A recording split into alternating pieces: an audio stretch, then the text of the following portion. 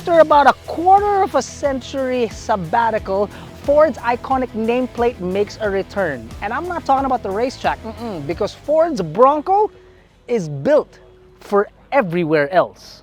It is as chunky as can be, and I'm in love with it. Now, when you look at the car, the total size of it, it's roughly the same height as an Everest.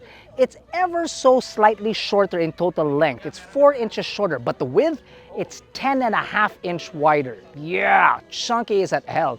Now, it's very, very boxy and rounded at the same time. It's very strange, but it looks so darn good in any color that you put it in. Whether you put it in a light color, a dark color, or that gorgeous green that it's got going around.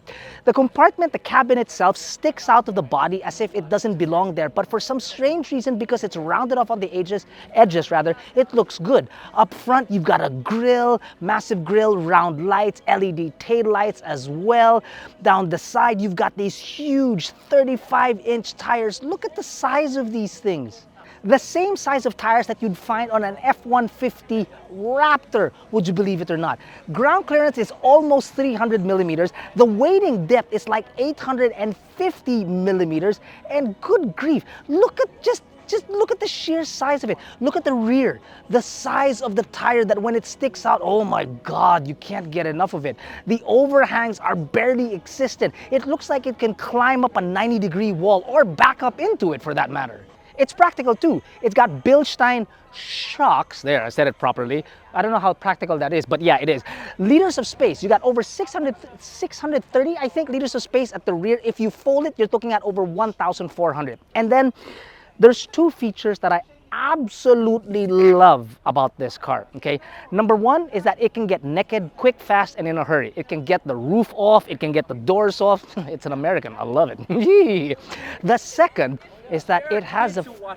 Yes, I realize that there are children that watch the show, Jack.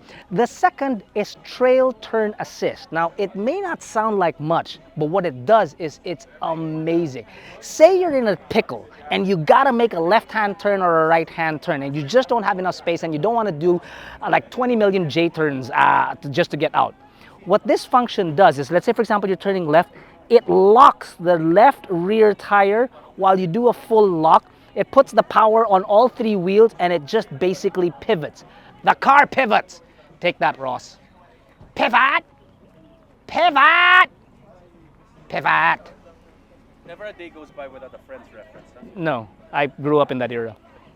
But don't just listen to my jabber about it. Watch it. We actually have videos of us going around. It's fun. Oh my! Oh my goodness! Go to Who's that the edge. happy little boy?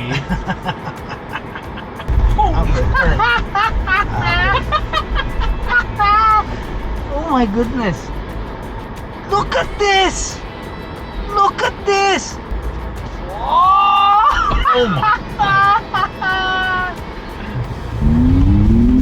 Oh the power!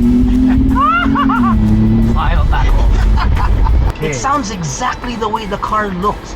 It's beefy, it's chunky, but it's somewhat, because it's got round edges also, it's also refined. It's not loud like pa pa pa pa pa, no. Splish splash, I was taking a bath. All about a Saturday night.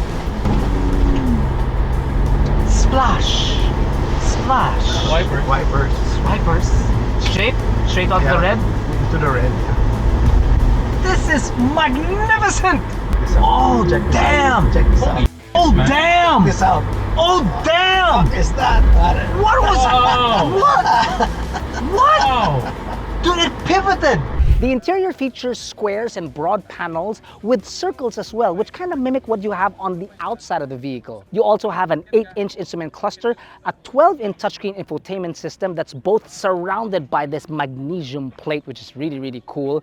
You've got buttons on your steering wheel, aircon switches galore, beautiful interior inside, 12-way power seats for the driver, 8-way power seats for the passenger, and an array of terrain management, a lot of tech inside this car, which we'll get to on our review.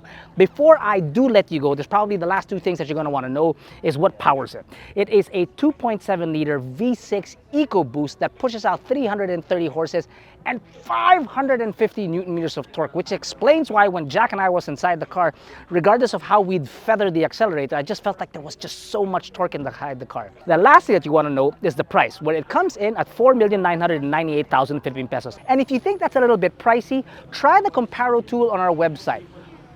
Put the Bronco there, select the car that I know what you're thinking of to compare it to this, and then look at the price. And then you'd be like, dude, that's a steal. I wish I could steal these cars. I want to take one home. Jack, do you have the keys?